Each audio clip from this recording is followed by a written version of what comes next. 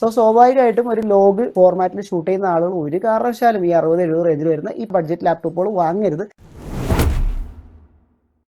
2026 റാമുകൾക്ക് തീ പിടിച്ച വിലയാണ്. റാമുകൾക്ക് മാത്രമല്ല SSD-കൾക്കും പ്രൊസസറുകൾക്കും ഗ്രാഫിക്സ് കാർഡിനും പ്രൈസ് വല്ലാതെ കൂടിയിട്ടുണ്ട്. സോ ഈ സാഹചര്യത്തിൽ 60 രൂപ 70 രൂപ റേഞ്ചുകളിൽ കുറെ ലാപ്ടോപ്പുകൾ ഓൺലൈനിൽ കാണുന്നുണ്ട്. നമ്മുടെ പർപ്പസിന് അത് ഫിറ്റ് ആവുമെന്ന് നോക്കാം. ആൻഡ് അതിന്റെ സ്പെക്ക് വരുന്നത് മിക്കവാറും 13th ജനറേഷൻ i5-ഉം RTX-ന്റെ 3050 ഗ്രാഫിക്സ് കാർഡും ആയിരിക്കും വരുന്നത്. ഈ സ്പെക്കാണ് ഈ പ്രൈസ് റേഞ്ചിൽ ആ ലാപ്പ് സെല് ചെയ്യാനുള്ള റീസൺ. രണ്ട് രീതിയിൽ അതിനെ സ്പ്ലിറ്റ് ചെയ്തിട്ട് നമുക്ക് ചർച്ച ചെയ്യാം. അതിനകത്ത് ഒന്ന് എന്ന് പറയുന്നത് ഗെയിമിംഗ് ആയിരിക്കും. ആൻഡ് രണ്ടാമത്തെ നമ്മൾ സംസാരിക്കാൻ പോകുന്നത് വീഡിയോ എഡിറ്റിങ്ങിനെ പറ്റിയാണ്. ഓക്കെ, അപ്പോൾ ഗെയിമിങ്ങിന്റെ കാര്യം പറയാം. ഗെയിമിംഗ് ആണെന്നുണ്ടെങ്കിൽ നമുക്ക് ഫുൾ HD-യിൽ 120 FPS വരെയുള്ള ഗെയിമുകൾ ഈസി ആയിട്ട് എന്ത് കളിക്കാൻ പറ്റും. പക്ഷേ ഡിസ്പ്ലേ എക്സ്റ്റെൻഡ് ചെയ്ത് 4K റേഞ്ചിൽ കളിക്കാൻ പറ്റുമെന്ന് വെച്ചാൽ നടക്കില്ല. GTA 6 പോലുള്ള ഗെയിംസ് ഒന്നും സപ്പോർട്ട് ചെയ്യില്ല. ബിക്കോസ് അതിന്റെ ആ ഗ്രാഫിക്സ് കാർഡ് വരുന്നത് RTX 30 ആണ്. അതിന്റെ ആർക്കിടെക്ചർ ഒരിക്കലും ലേറ്റസ്റ്റ് ഗെയിമുകൾക്ക് സ്യൂട്ട് ആവുന്ന രീതിയിലല്ല ഡിസൈൻ ചെയ്തിരിക്കുന്നത്. ഇനി വീഡിയോ എഡിറ്റിംഗിലേക്ക് വരാം. വീഡിയോ എഡിറ്റിംഗിലേക്ക് വരുമ്പോഴാണ് ഏറ്റവും കോംപ്ലിക്കേഷൻ ഉണ്ടാവുക. കാരണം നമ്മൾ ഇന്ന് യൂഷ്വലി യൂസ് ചെയ്യുന്ന ഡിവൈസസ് ഒക്കെ തന്നെ 4K 60 FPS ഷൂട്ട് ചെയ്യുന്നതാണ്. സോ ഒരു മൊബൈലിൽ എടുക്കുന്ന വീഡിയോ പോലും ഇപ്പോൾ 4K-ലാണ് ഷൂട്ട് ചെയ്യുന്നത്. നമ്മൾ ആരും ഇപ്പോൾ ഫുൾ HD-യിൽ ഒന്നും ഷൂട്ട് ചെയ്യാൻ പോകുന്നില്ല. Who wants to shoot in full HD?